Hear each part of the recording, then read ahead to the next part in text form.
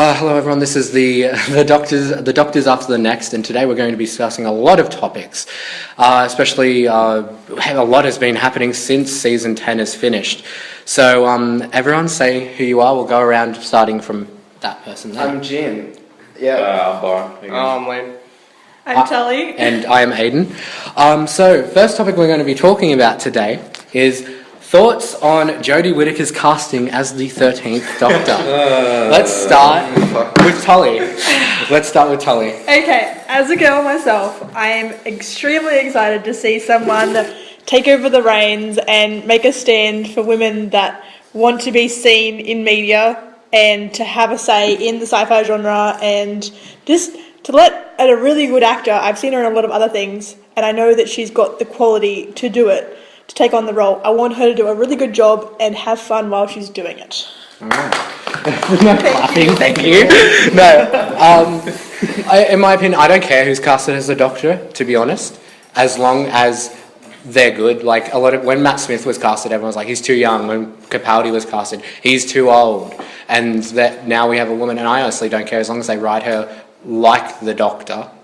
I'm fine. I don't care if they add in little feminine traits as long as they write her like the Doctor. I don't care. Liam. Yeah.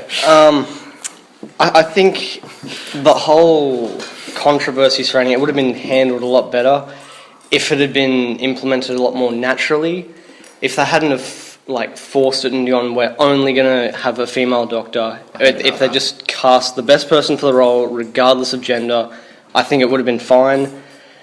But they specifically wanted a woman, and I guess hopefully the writing's good, but we'll see how it plays out.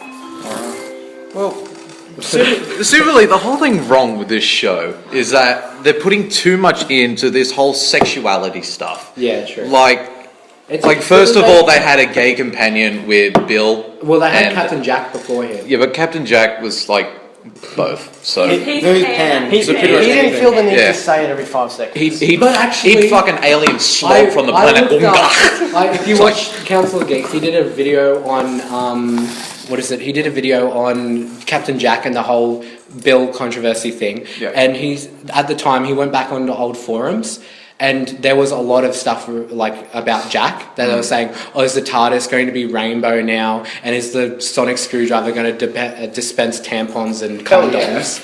Stuff like that. So that was at the time. And then we're doing the exact same thing with Bill, where Bill's saying, she's a lesbian every episode, when only she actually mentioned it in 4 episodes of season 10. He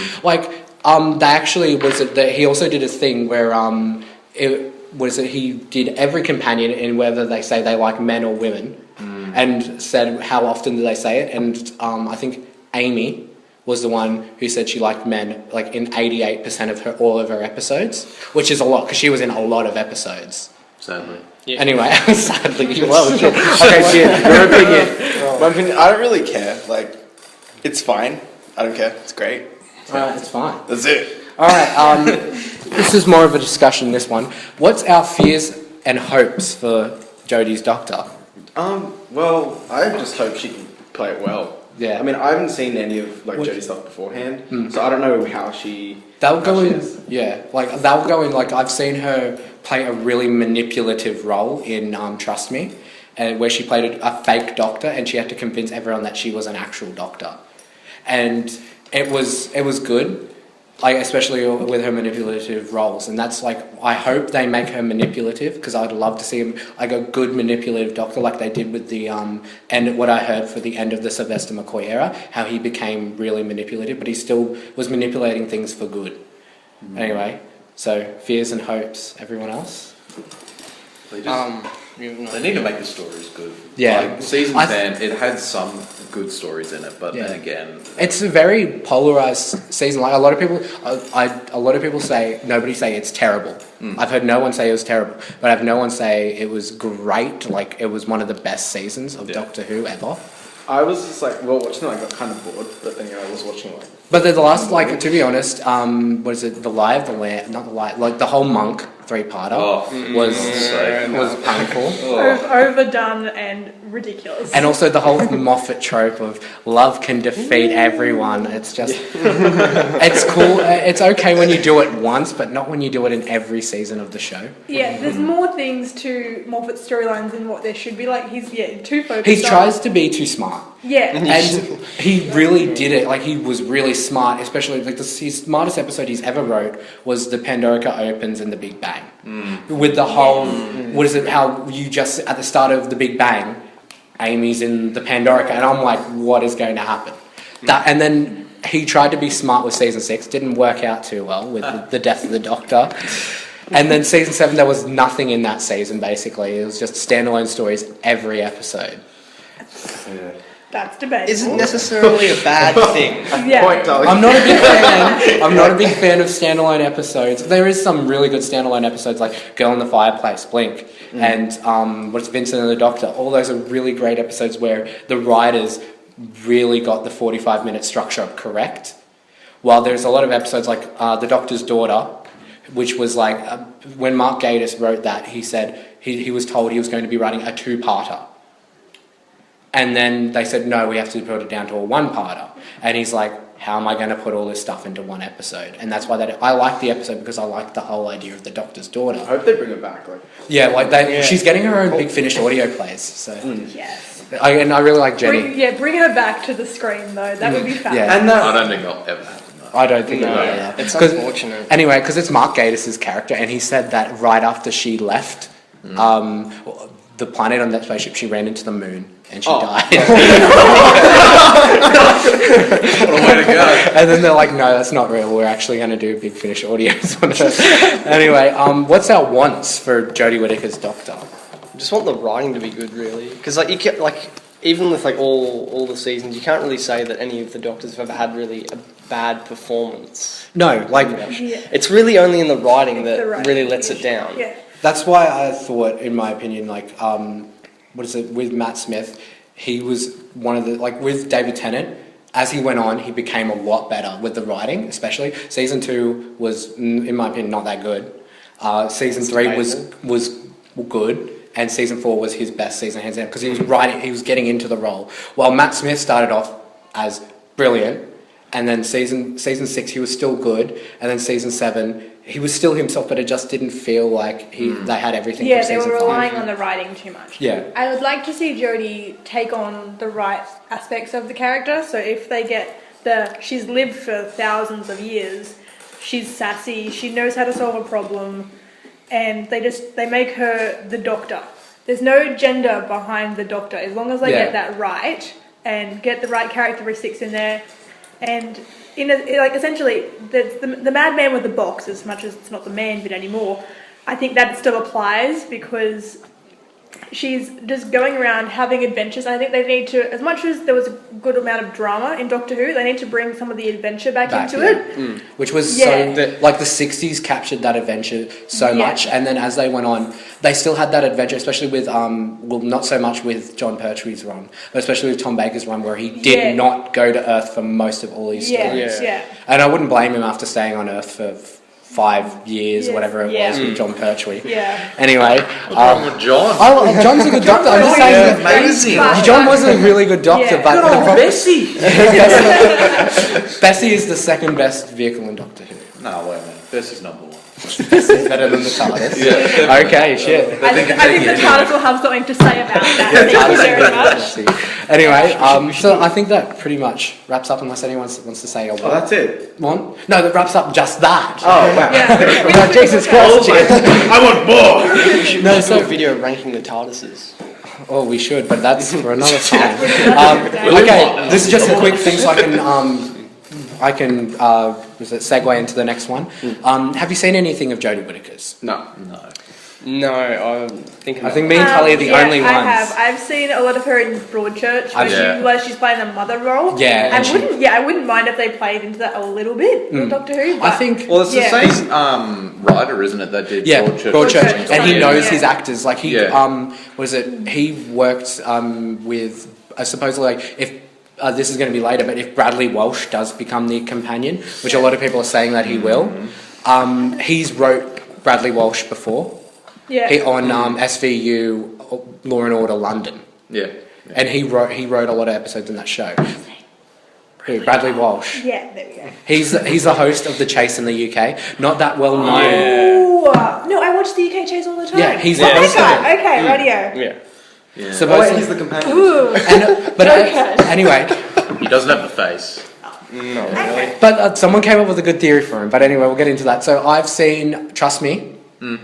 She was really good in that, as I said before, really manipulative, and she played a mother in that as well. So she's good at playing a mother that cares for her children, very much so. And I watched her in because there's a show called Black Mirror, and it's a different story each time. She was the last episode of season 1 where they played like there was a whole dystopian future where you have like this chip in the back of your brain where you can replay memories, and she played a cheating wife in it, and how the boyfriend was really paranoid. He was being an arsehole. Like, I'll fault both sides. She was cheating, and he was being complete arsehole and handling the situation terribly.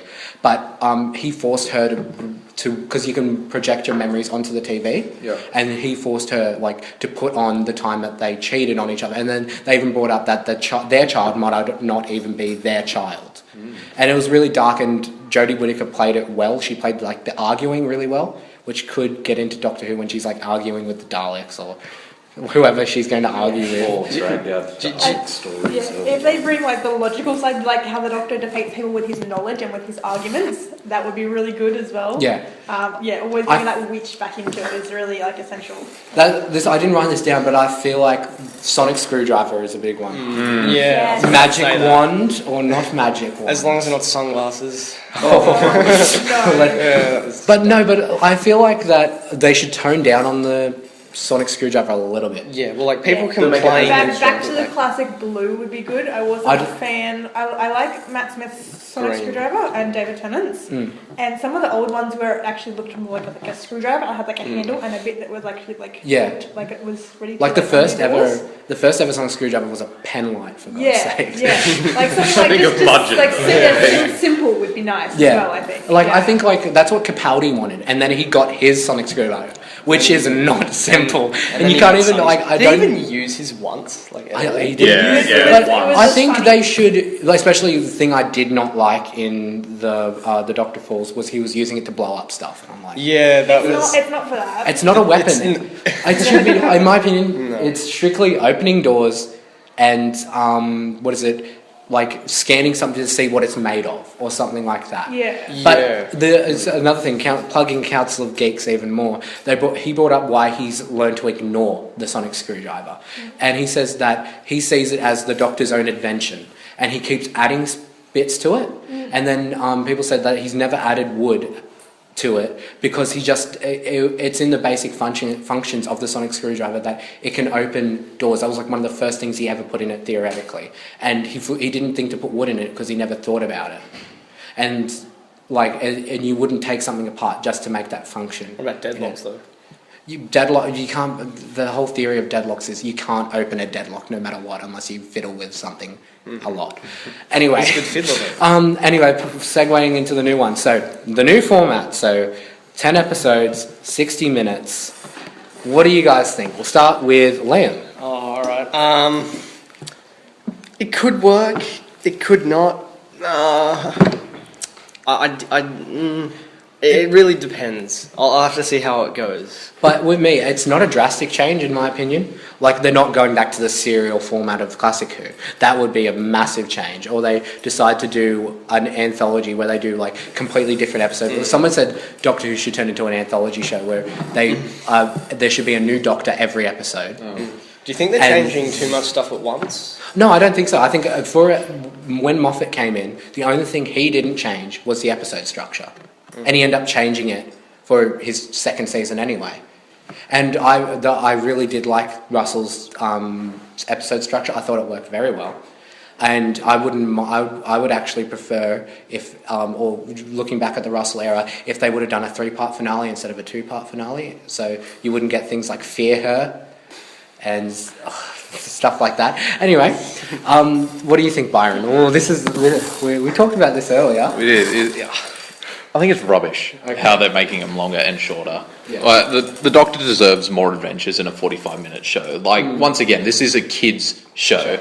They can become very bored very quickly, Yeah. and they're making the episodes longer. I think that they're trying to capitalize on the modern thing of show, since TV is now, in my opinion, better than movies. Especially, you can tell a lot more within a TV show. it. Like, and I think that they're trying to capitalize on their new 9 to 12-year-old girl fan base who have been watching shows like Teen Wolf and all that, where they're used to that 45-minute structure, but they're used to a lot of episodes as well. So bringing them into this, it's going to be a bit of a change, but they're trying to.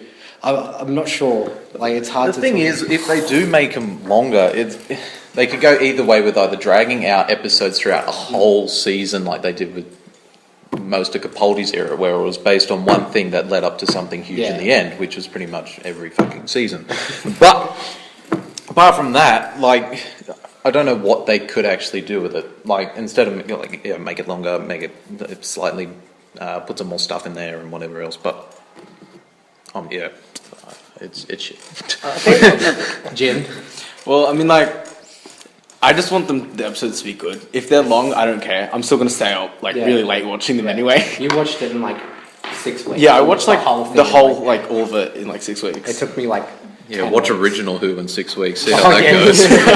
I've been watching for about 4 weeks, and I've more than 4 weeks, about like 9 weeks now, and I've only got up to like the start of season 2. Yeah, I think in order to keep the episodes relevant, they need to keep having, like, not just this really long build-up where you only get this one kind of Scooby-Doo moment of this is, like, the realisation of what's happening.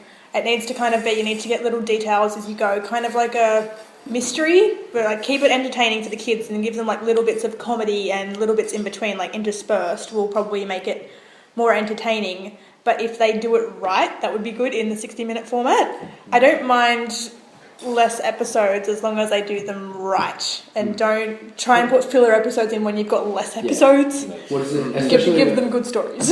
Like, also, you guys don't, like, we were actually getting 11 episodes because of the Christmas special. Special, yeah. And also, that means we are going to be getting an extra hour of Doctor Who every year. So that means more Doctor Who, but it means less adventures as well. And that's good, I guess. So what would you be, this is a bit of a longer question, but what would be your dream format? Like, what would you do if you were running Doctor Who? How would you set episodes up? Oh, Byron, here we go. Into it, man.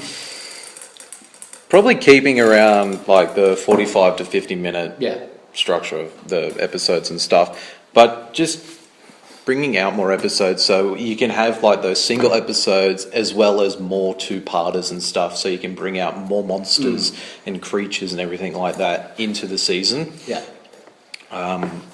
Just like little stuff like that I would put into my own structure. Yeah.